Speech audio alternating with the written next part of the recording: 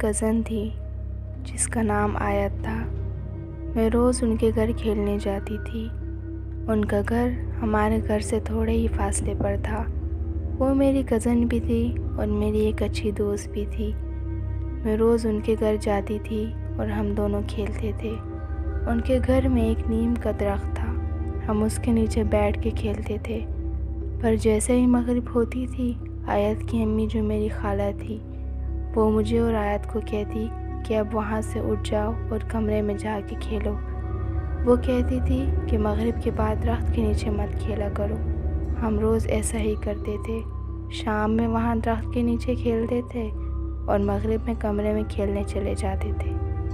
مجھے یہ بات سمجھ نہیں آتی تھی کہ میری خالہ کیوں ہمیں مغرب کے بعد درخت کے نیچے کھیلنے نہیں دیتی۔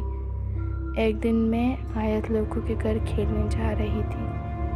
میں ان کے گھر گئی تو میری خالہ نے کہا، میں بازار جا رہی ہوں، آپ اور آیت کھیلو اور باہر کا دروازہ بند کر دو، میں آؤں تو کھولنا۔ میں اور آیت اسی نیم کے درخت کے چھاؤں کے نیچے کھیل رہے تھے۔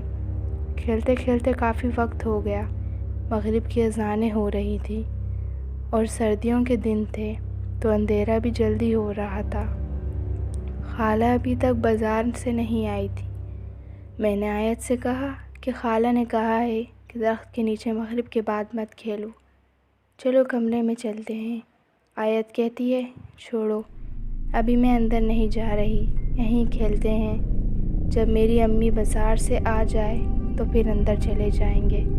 میں اور آیت دوبارہ کھیلنے میں مصروف ہو گئے۔ اچانک سے باہر کا دروازہ بجا۔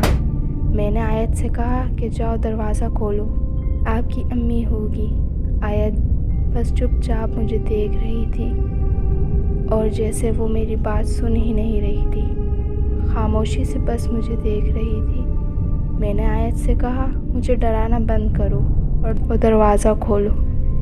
وہ اس طرح مجھے دیکھ رہی تھی، آخر تنگ آ کر میں اٹھی اور دروازہ کھولا۔ خالہ نے کہا کہ کب سے دروازہ بجا رہی ہوں۔ خالہ اندر آئی تو آیت کو درخت کے نیچے دیکھا اور کہا، میں نے آپ لوگوں کو بولا بھی تھا کہ مغرب کے بعد درخت کے نیچے مت کھیلنا۔ میں نے خالہ سے کہا کہ آیت کو میں نے کہا تھا کہ اندر کمرے میں چلو، مگر اس نے کہا کہ یہیں کھیلتے ہیں۔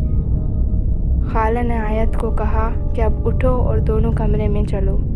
آیت بس سن رہی تھی اور کوئی جواب نہیں دے رہی تھی اور وہیں بیٹھی تھی جیسے سن پڑ گئی ہو۔ خالہ نے کہا، اب اٹھ بھی جاؤ، ادھر ہی بیٹھی رہو گی؟ وہ وہیں جمی رہی اور نہیں اٹھی۔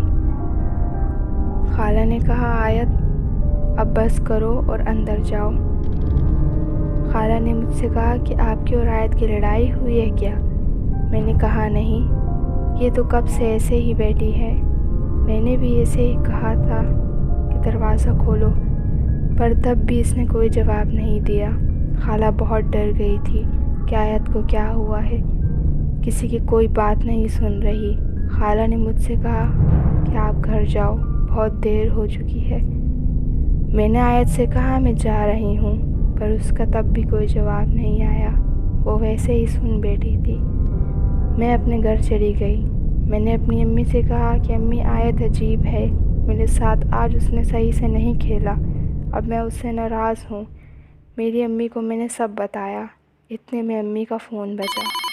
آیت کی امی کا فون تھا۔ خالہ نے کہا کہ آیت نہیں اٹھ رہی ہے، کہیں وہ بات سچ تو نہیں ہو گئی، جو ہم نے کیا اب اس کا بھگتنا ہوگا۔